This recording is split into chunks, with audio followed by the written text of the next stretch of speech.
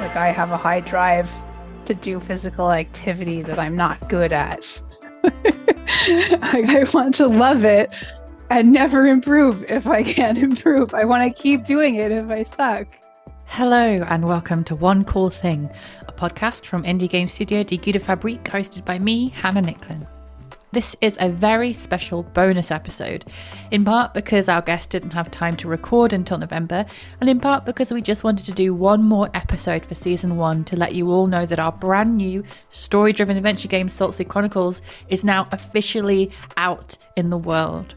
If you want to revisit any of our previous episodes featuring members of the development team, you can check out Shauna Jackson, who spoke to us about boat life, living on boats, Shah Putney, who spoke about experimental horror novels, Josie Giles, who talked to us about Unquenchable Fire, Halima Hassan, who spoke to us about Community, and Douglas Wilson, who spoke about Survivor, our very first episode.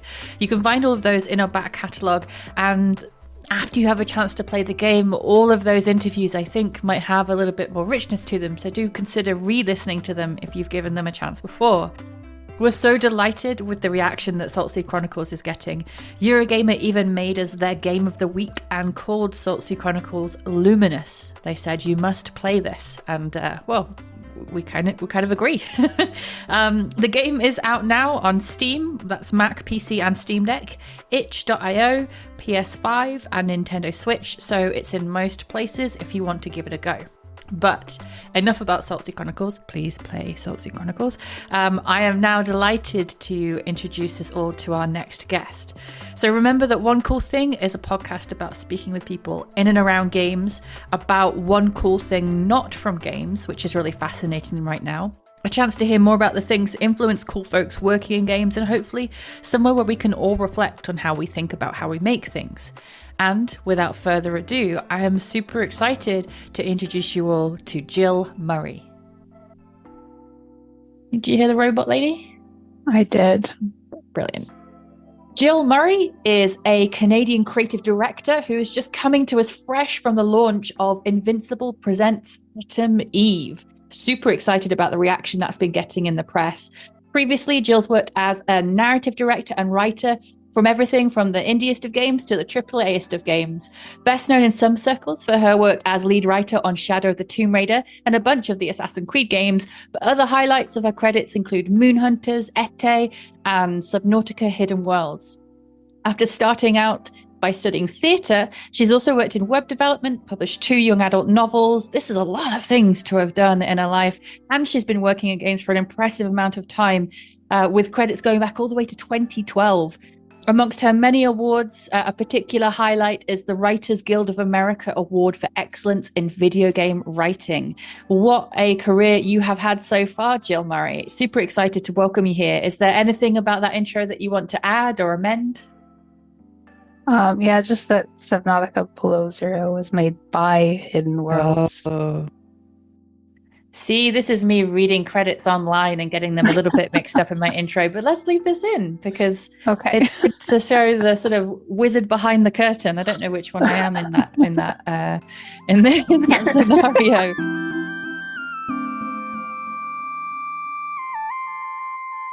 Super, super stoked to welcome you here, Jill.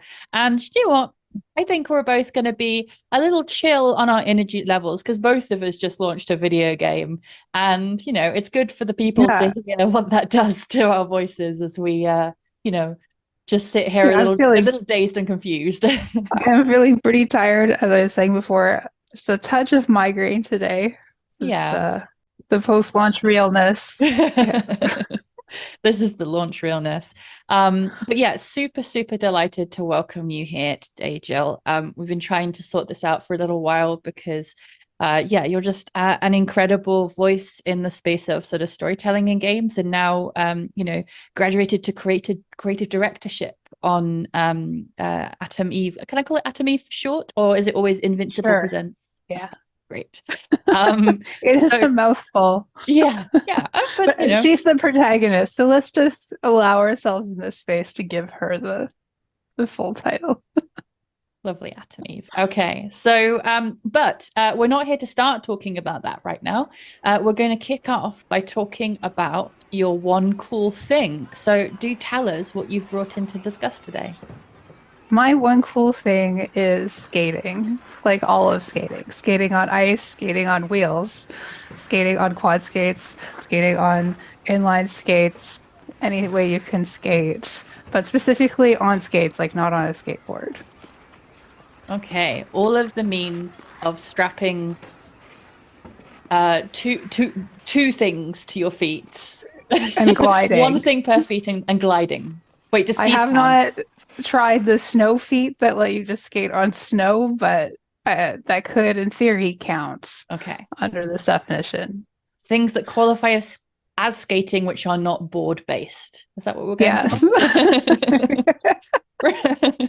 Brilliant. And so can you sort of, talk us through why this sort of came into your mind when I asked you to bring in a cool thing? Yeah, I thought of skating immediately because I'm often thinking of skating, perhaps more often than I'm actually doing any skating. I feel actually like a bit of a fraud right now because working so hard on the game, uh, I've been doing less and less of everything, skating included. I was even supposed to go roller skating last night and didn't because I was feeling under the weather. But it's something that's been with me for as long as I can remember, like as long as I've had a memory, which for me goes back a pretty long ways till I was about like 2 years old. I have had skating. Um, Mm.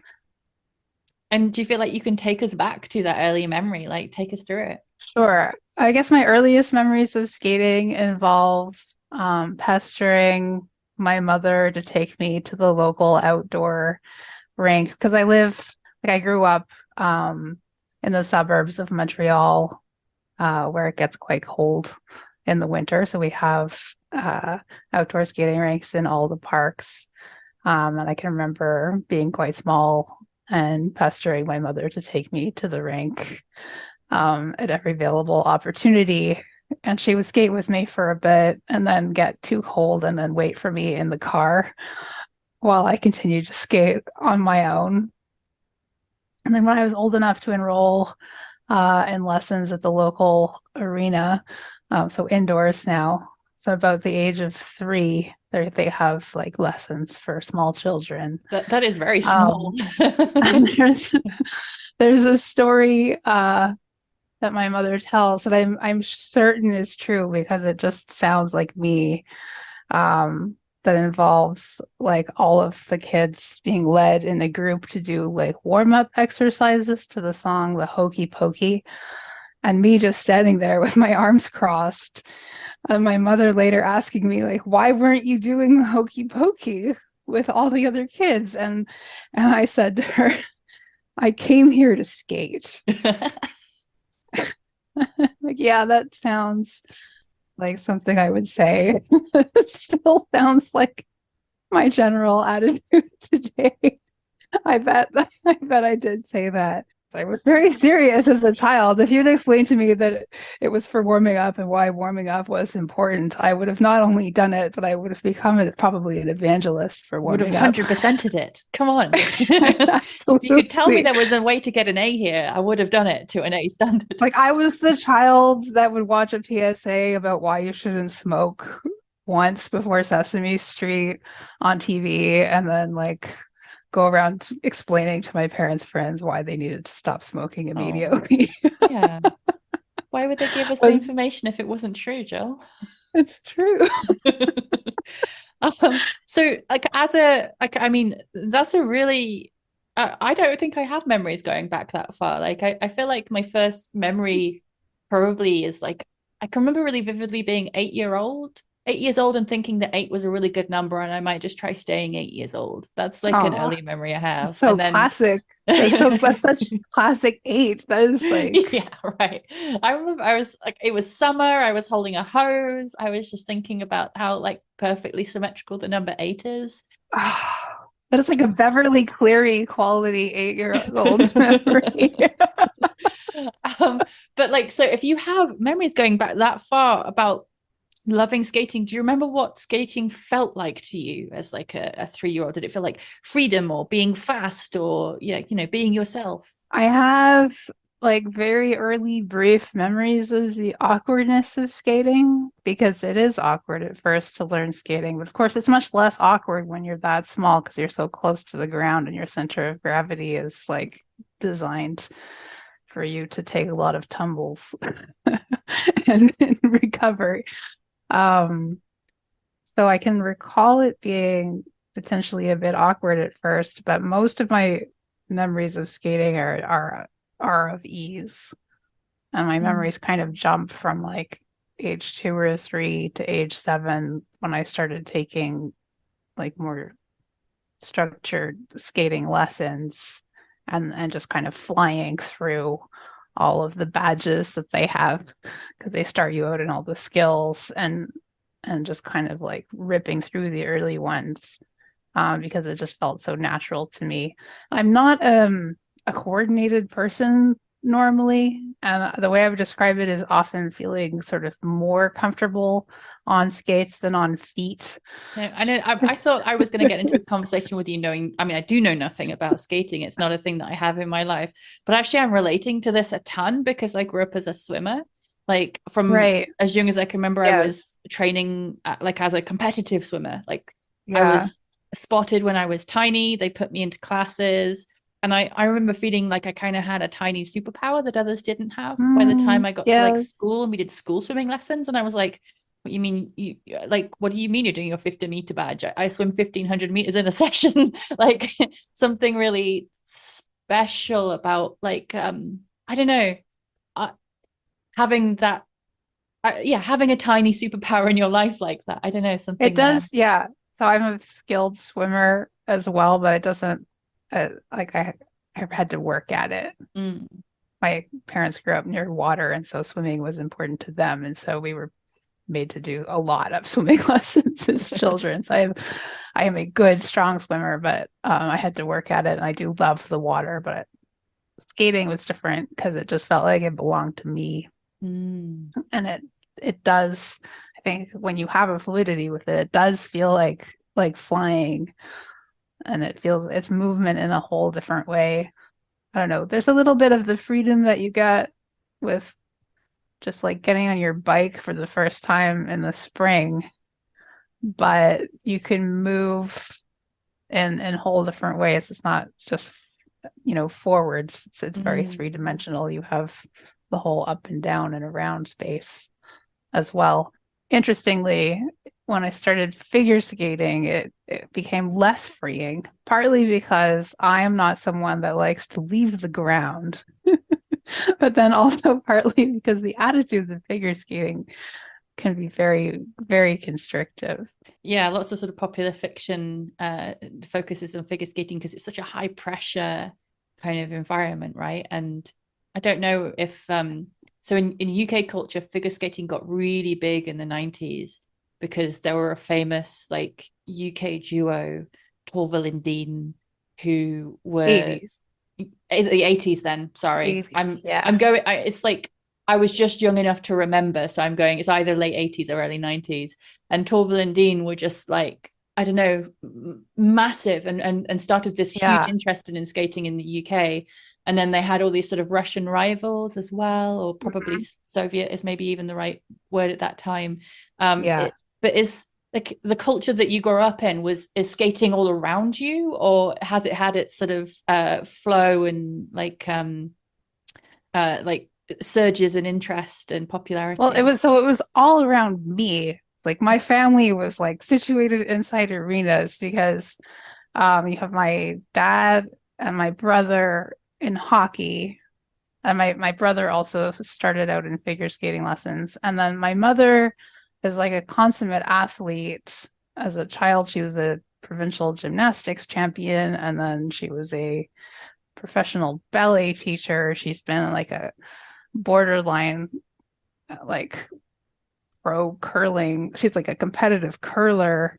And when I was a child, I think just like needing an outlet. She was doing ice dance.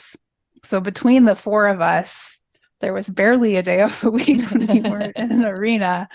And then there was always hockey on TV, or like fighting for the remote control to put figure skating on instead, and just like negotiating who was going to watch which winter sport when. Was the whole thing. So it was all around me. And I also have a great aunt who continued doing ice dance almost into her 90s. Wow. So I don't know that it's not like everyone around me outside of my family is skating. You meet, well, to me, a surprising number of Canadians that don't skate. And so Probably more people than in England, though. yeah, fair. Yeah. But so if we sort of pick up again, you're 7 years old, you've sort of started figure skating, and I imagine, like, I don't know, you sort of touched on beginning to feel a little bit constricted by it. Did you quickly decide to find a different outlet for your skating, or did you stick with figure skating for a while? No, I stuck with it. There's something about the feeling of um just being fully like in the feeling of an edge in skating that is not replicable anywhere else in life. So what that means for people who are listening is like when you're on the blade of a skate, you're never really going in a fully straight line. The skate blade is curved, and so the shape it makes on the ice is always curved. And so you bend your knee into it, and you kind of like sink into the curve of the blade. And physics makes you kind of like lean into the curve, kind of like, with the feeling when you're like driving around a big curve in a car. Or like a But cycling it's track like, when you're on or the a bike cycling on, track, yeah. but it's like straight down into your foot, and you're just like in complete harmony with the motion and with the ice and with the skate. Um, and there's like different variations to how this works, going forwards and backwards, and the transitions between the different states.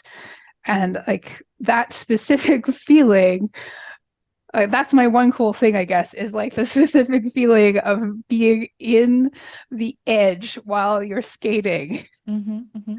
And really the only place to get that is on figure skating ice time, because it's the only time you have the whole ice like to yourself and other people that are going the same speed as you. This is something you probably know from cycling, where it's like a safe and free environment to do that, because otherwise everywhere you skate there's like children bombing everywhere, people are going slow, it might be crowded, you can't access it. And now I do like roller dance, which is more like social dancing. It's done in a small area. You don't have as much gliding. I've done rollerblading, which is great because you can do like these long distances. I would get up as a teenager at like 5 o'clock in the morning to go skate before the cars got out on like the road next to the lake, and it was beautiful. But still, nothing is exactly the same as being in that curve of that edge on a blade on ice. Mm. And it's just like the most innocent kind of drug to me. So yeah, I stuck with it. But skating itself, it's not just that it's high pressure, like it's very conservative and normative in a lot of different ways. And I think it's easy to look at skating and be like, wow, this is the most creative, flamboyant, potentially like gayest sport of all time. And at the same time, it's also the most like cisgendered, heteronormative, constrictive sport. It's very into, like, you'll notice like all of the skaters in each genre of skating tend to have exactly the same body type. Um, the costuming is very uniform. Like for a long time, you couldn't even wear pants as a woman skater. Like my figure skates are black, which is just something I've been doing since I was a teenager with a dark soul. And it still like causes pause when I go to this figure skating store and I'm like, I have wide feet. I like black things. Give me the black skates, please. And they're like, ooh, are you sure those are for men? Oh no. Getting mansplained. It's like, really, guys? Yeah. Oh no. Like, wow, I'm really like disrupting. And by doing very little, like you just show up as yourself, and it can be a huge problem. Did skating stick with you through that difficult period of like teens and trying to work out if you want to go to university, and that period where like, I don't know, like friends and dating comes up and like class politics and all of that? No, there's like a tragic age where a lot of girls fall out of sport, and it's about age 12, and that's where I kind of like fell out of figure skating as well.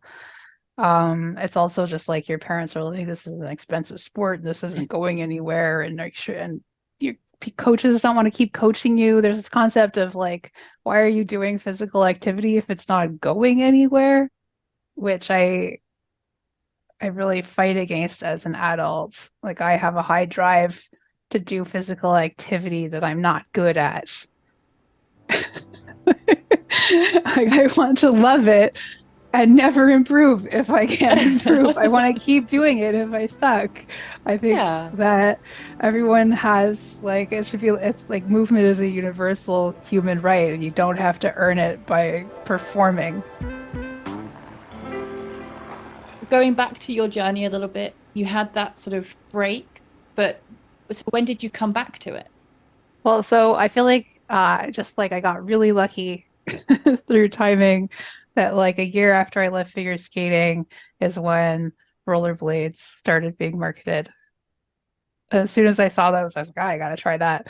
So I was the first kid in my neighborhood with rollerblades, and so I got to use them before anyone knew that they needed to be banned from public spaces. And so I would go and do like the grocery shopping for my mom on my rollerblades. I would just wear them everywhere, and it was the best. It's just like a 14 years old on wheels. It was wonderful. That sounds really joyous. And like, I don't know, I always feel quite powerful in city spaces on a bike because, well, this isn't entirely true. In London, there are increasing numbers of attacks for Oof. bikes, and people are being like Yeah. sought out and pushed off their bikes and their bikes stolen. Oh, But there's an element, at least in other cities I've been in, when that wasn't so much a thing of just like, yeah, you can't catch me. I'm just gonna zoom past you.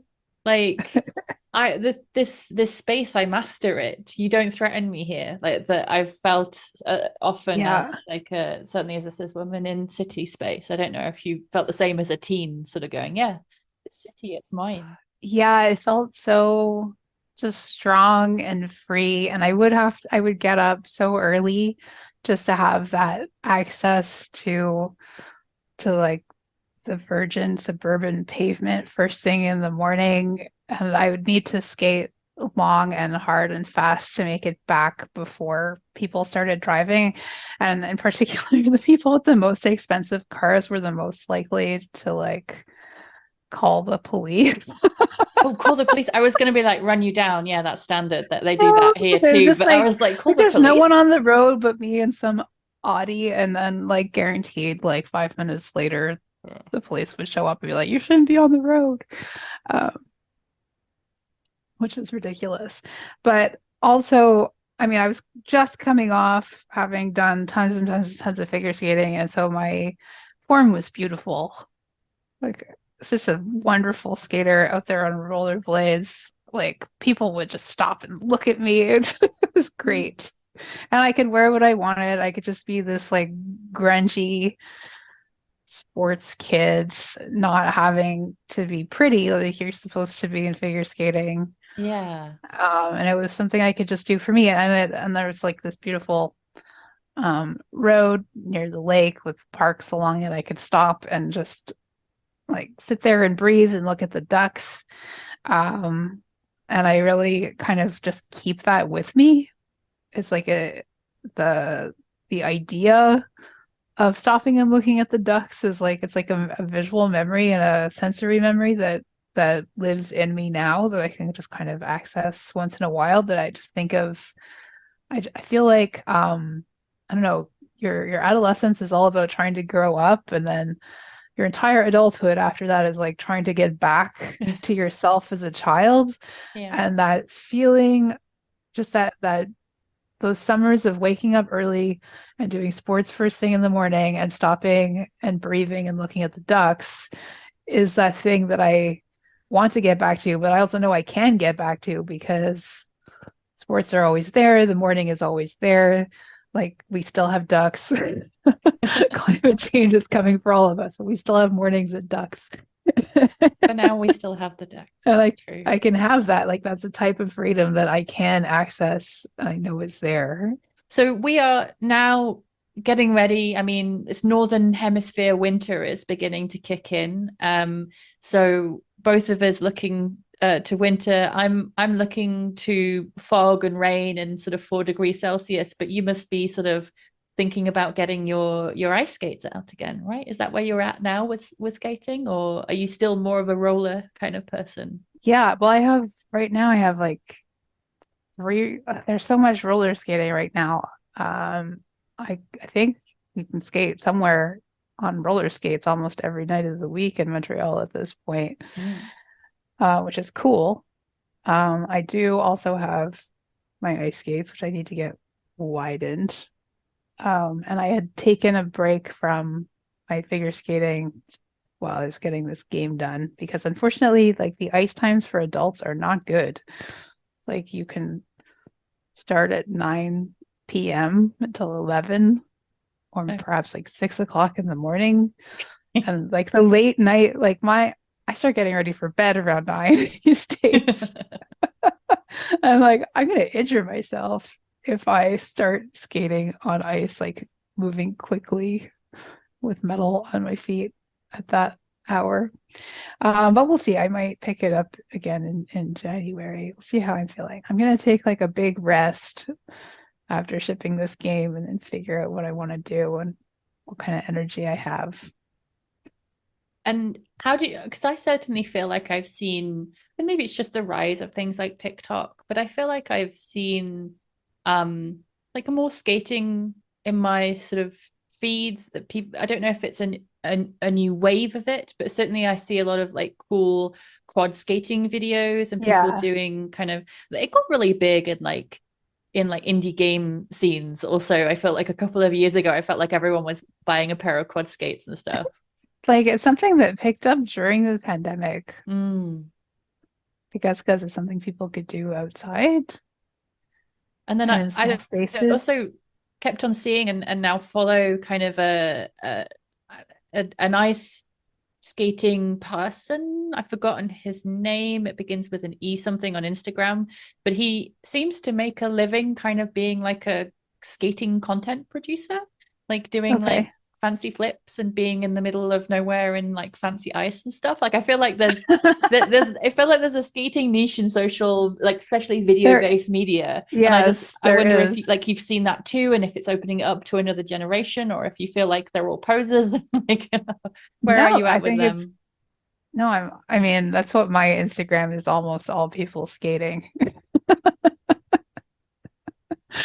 And it's helpful. A lot of them you can like find uh like how-to videos and you can practice the moves. And this is like one of the big ways that the art and the sport is shared now. Like back in the day you needed a roller rink, you go there and that's where you learn things. And now we have the Mm. ability to kind of learn things from each other online through videos. And I think it's one of the positive aspects of the social media hellscape that we've created for ourselves. Yeah.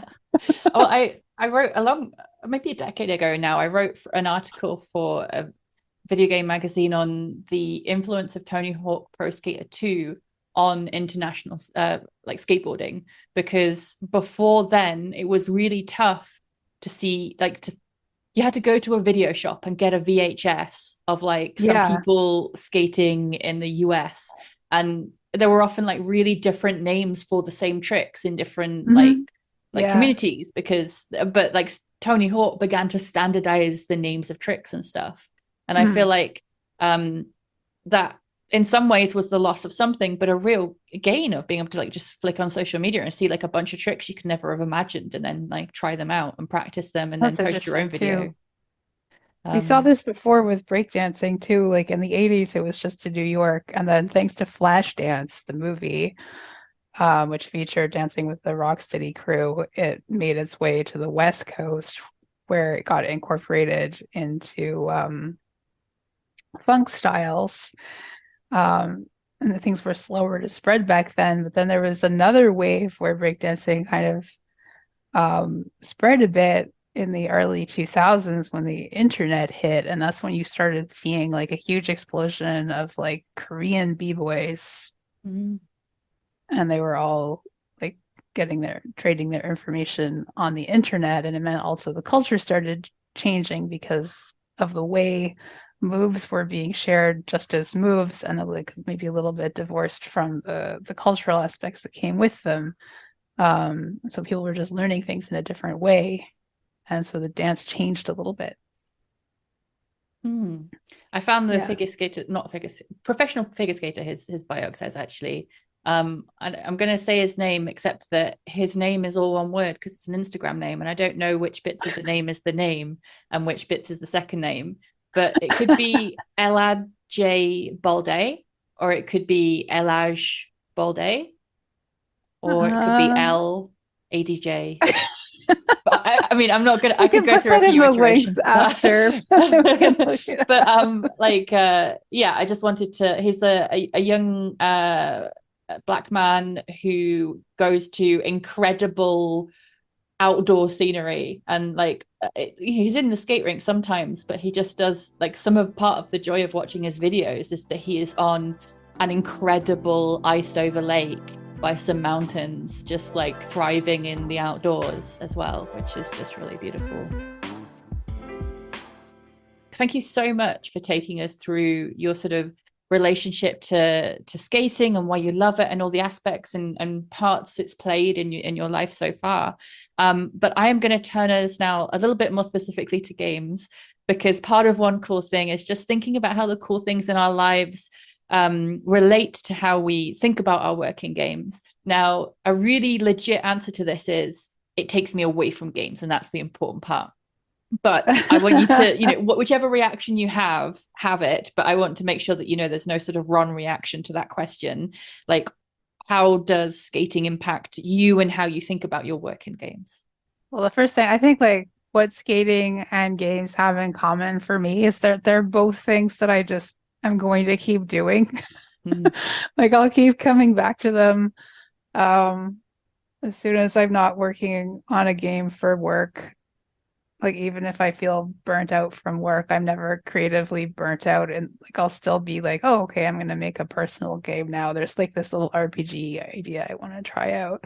Mm. Um, there's that sense of like always returning to the source. A feeling of like, oh, well, here's something that there's just no cure for once you've started doing it. It's just part of you. Mm. Um, I mean, sport in general, like I mentioned, having done all of those swimming lessons, I've done all of the skating lessons. I was also mostly against my will made to train in violin in a very like sportsman-like way. And I would say sports in general, they've given me this kind of discipline Mm. of working through things in a detailed way to quality that I do think comes through in my work, sometimes for the better and sometimes for the worse. Like I'm very able to make myself perform at things I don't enjoy. And that's something that I have to be careful to try always to do less of.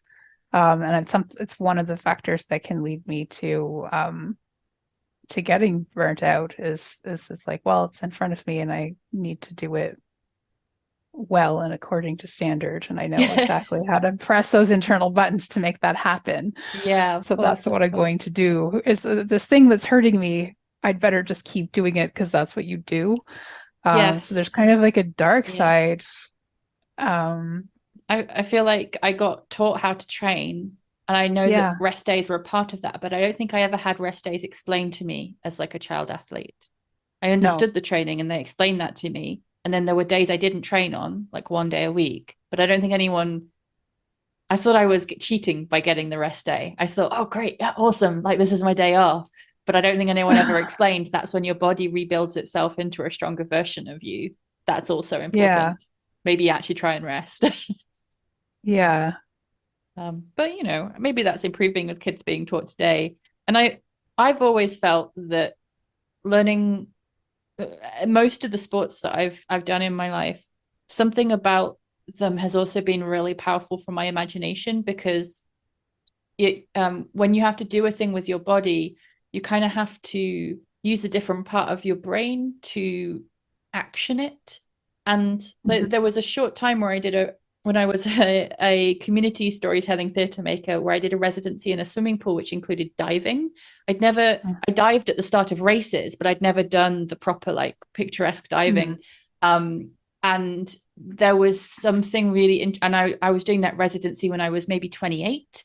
So for the first time being taught how to, like, come off like a 10-meter diving board and not be, like, one, terrified of that, and then two, actually, like, thinking about how to make that dive better.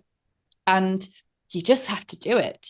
And then the time when you both you feel like it was better, and they tell you that it was better, and you go, it felt like this, and I can repeat that feeling without necessarily knowing how I'm doing Yeah. it. Like, it's a different way of actioning learning, which I think is just Yeah. really powerful for an imagination. It's something that you can't visualize. It's something you feel your way through, which feels like some aspects of narrative design to me. I don't know. There's something about like having learned how to trust that you can do awkward movement and eventually like the synapses will fire and the neural pathways will form and you will be able to do a movement smoothly and that you don't need to force it, you just need to pay attention to technique and repeat it and eventually it will come. Mm, That I think is very applicable to starting new projects or learning new techniques or trying to do things in new ways or working on first drafts. absolutely. Um, Mm, right. But I think mostly what skating gives me, and to another extent, like what most movement gives me within the context of creating anything or a project in particular, it's a way of reminding myself who I am mm, because it can be really easy to lose touch with yourself. And it's always something like sometimes, for example, like on a big AAA project, you'll be in a busy time and then you'll also get sent on a press tour and you'll be surrounded with people asking you lots of questions and you have to perform and be very external. And I've always liked in those moments to just kind of like sneak away and go do a dance class or something in whatever city yeah. that I'm in. Um, and because it's just a way of just like being myself and not Mm, having to be for an hour everything that the games industry tries to tell you that you're supposed to be or that you're not enough of or we don't I don't always feel like I fit in exactly correctly and it's nice to just have these touchstones where it's like it's cool you can just go be you, don't worry about that, yeah. And so, and so you're much of good. working online and working with computers is kind of like being a brain on a stick, connecting to other, like, brains on sticks. Yes. And it's Yeah, it's really like good to be put back into your body and not go be back in your transferring body. yourself across time and space, right? And just be in this time, in this body, which is also like you. You know, Yeah. Yeah, I people definitely make get that. jokes about touching grass, but it's like, yeah, you do actually need to touch ice or touch hardwood floor or Mm. something. Yeah. And so, like, I don't know if you've got more things you want to talk about with regards to sort of skating, and do you often think about it in, like, recreating some part of that sort of that joy, that flow for others in games, or is it just more sort of about, like, you know, returning to yourself? Hmm. I mean, I guess early in my career, like the first game I worked on involved the Kinect. So earlier in my career, I probably spent a lot of time thinking about games that incorporated motion more. Um, but probably as time goes on, I'm more inclined to just be like, you know what, we already have motion, we can just go outside and do that. Actually, you know what? Because I almost forgot. Like one of my favorite games involving motion is like a very early Decrease of Fabric project, isn't Oh, it? It's the yeah. That means I can't take any credit for it. the But JS Joust, yes, yes, which yes, yes. involves no screen, which would make my optometrist very happy. And JS Joust, for those who don't know, used iMove controllers, which are PlayStation enabled like movement detectors, probably with just like a real simple accelerometer in or something.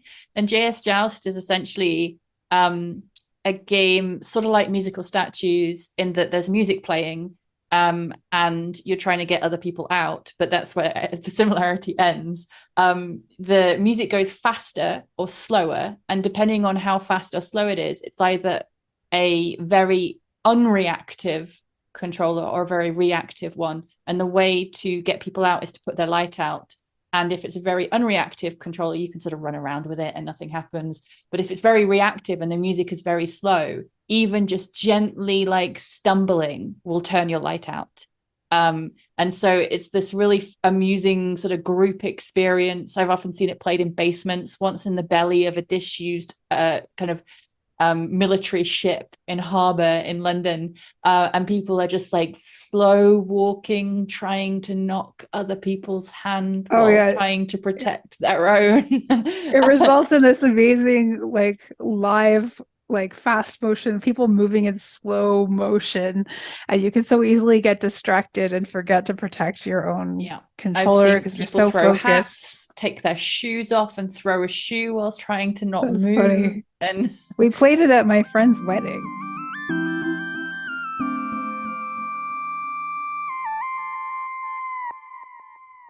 so I feel like we've done a really good job of sort of like painting this beautiful picture of your relationship throughout your life with skating, and also how it's sort of, you know, as a place to reconnect with yourself, and also like movement and imagination and all these things. If you're going to open that out into like what you might like to offer the listeners with your one cool thing, a lesson or a thought, or like just go out and get a pair of skates, where to start? I think that a great place to start skating is on quad skates, and you can find like it's the most, in my opinion, it's the most accessible and welcoming form of skating. Um, and it's probably the most staple for just like standing on your 2 feet and learning. And the communities are so friendly and they're so diverse and the music is good. And if you've been curious and you just want like a fun, colorful pair of skates and to have like fun moving with friends and music, I don't think you can go wrong by trying out roller dance on quad skates. I just think it's the best. I'm like so grateful to roller dance. Mm. Yeah. And any sort of conceptual lessons you'd like to offer, like people listening, or sort of stick with the just get yourself on a pair of skates if it sounds like a good thing? So a lot of lessons you and I have learned about sport, we learned as children, and it's different learning as an adult, right? Because you Mm. don't actually learn the same way. So I want to be careful about trying to apply things.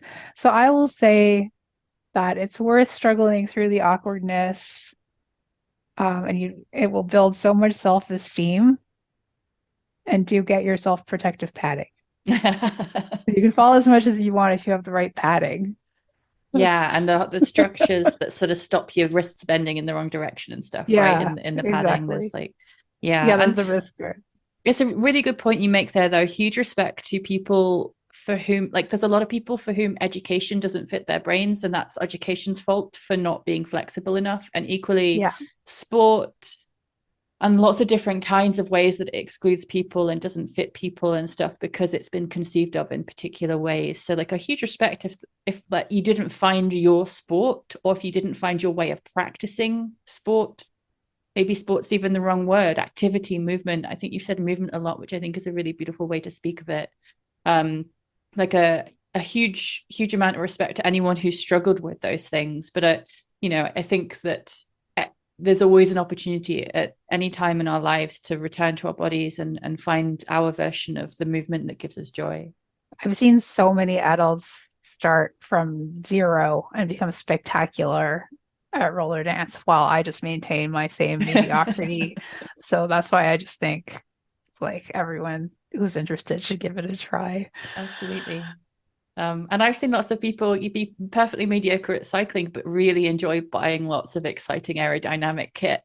Sometimes you can get faster just by buying expensive things if you've got the money. And that'd be its own kind of joy. I have also seen people who can't skate at all, but who could spend like an hour and a half talking about gear while putting on their skates. That's a whole other discussion. The joy is there. The joy is to be found in lots of different places. So thank you so much for bringing your joy to us. And as we're getting to that sort of holiday season, I hope that, there'll be plenty of kids who celebrate Christmas and the various other present giving moments in this sort of part of the seasons, opening a pair of skates maybe under their tree. And it's nice just to think of that. I certainly remember my first pair of roller skates, and I lived in a different kind of place. There weren't many roads at all, so I didn't get that much use of them, but I do remember being very excited about them. They had Minnie Mouse on them. As we're sort of at the end now, do you have anything you'd like to promote? Any socials we should follow you on? Do you want to tell us more about the game that you just launched? Yeah, so we launched Invincible Presents Adam Eve just the other day.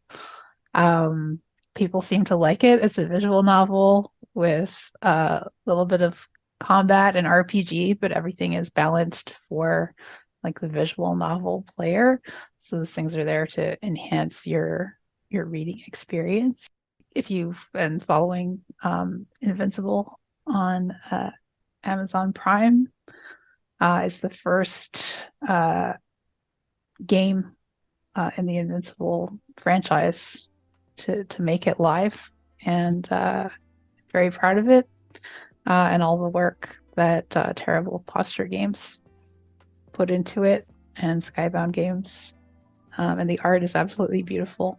It really is, and it's been getting such good reviews. I mean, congratulations. Like, people really should check it out because it is getting sort of glowing reports. So yeah, I've been like really happy about the reception and just really grateful that it's going so well. It's just such a relief, isn't it? Because after a while, you're just like, I don't know. I you thought this so was hard, good you when just I was. Don't know. Yeah, you're like, we did the best we could. Thanks for liking it. Jill, thank you so much for your time today. We've I certainly really appreciated hearing your sort of relationship to skating. And we started this tired, but I've just seen such a glow, such a grin on your face as you've been talking about it. It's really brightened me as well. Like, I feel like I've got more energy than when I went into this. And considering it's quite late at night for me now, that's an impressive task that you've done there. Thank you. Thank you so much for listening to this episode of One Cool Thing from Die Gute Fabrik. I know I usually ask you to rate and review the podcast, but we're not entirely sure we can keep it going on for now because we need to secure the future of the company first, and it's a funny old time in independent video game development. In that context, all I ask is that you consider picking up Saltsea Chronicles. And if you enjoy the game, please do consider leaving us a Steam review. So I guess like rate and review us, but the game this time, not the podcast. And to wrap up this season properly, I'd finally like to say a huge thanks to all of our guests, past and present, and to the wonderful little team who helped make this podcast. One Cool Thing is produced, edited, and sound designed by Tom Wally. Additional production and research is by Una Min Kavanagh. And our theme music is by Nick Ellis, whose music you can find under the name Tenby on Bandcamp. That's Tenby. Stay thoughtful, friends. By Saltsea Chronicles. Take care. And goodbye for now.